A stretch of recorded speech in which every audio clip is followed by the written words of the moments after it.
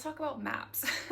So physical maps are going to be something very important to have. GPS, it's just not reliable. GPS is also very trackable. If you are driving on the interstate and you see a rest stop, they will always have maps, or they should at least, if it's a big rest stop, and you can pick up free ones. So these Florida ones I got from a rest stop on, I don't know, a random trip I was on. These are just basic maps. They're free, they're paper, you know, they'll get you where you need to go.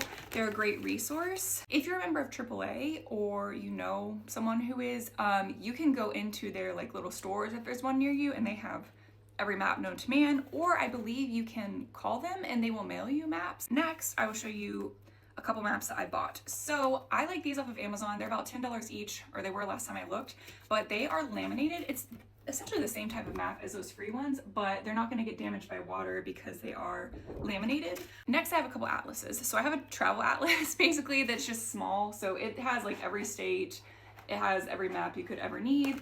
These are a little bit of investment. They're like 20 to 30 bucks, well worth it. I shove this in my backpack every time I travel. And then I have this big boy right here. And this one is, because it's big, it is much easier to see, but obviously this thing is massive. Like I'm not gonna be carrying this around. So I just keep this on my bookshelf in case I need to refer back to it. Now, from that large atlas, I have printed out maps. So this is something that I carry in my purse every day. This is local maps. So it is very detailed of where I live and like the surrounding areas of where I may need to go.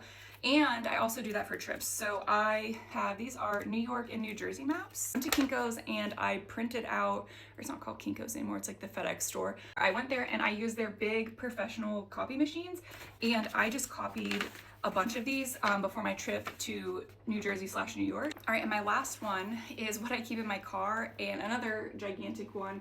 But this is, I don't know if you call this an atlas, but it's Florida only. And this is like super detailed. Basically, it's called like a topographical map, but we don't really have like anything crazy in Florida, you know, no mountains and stuff like this, but it's going to show you literally every detail of anything you could ever desire.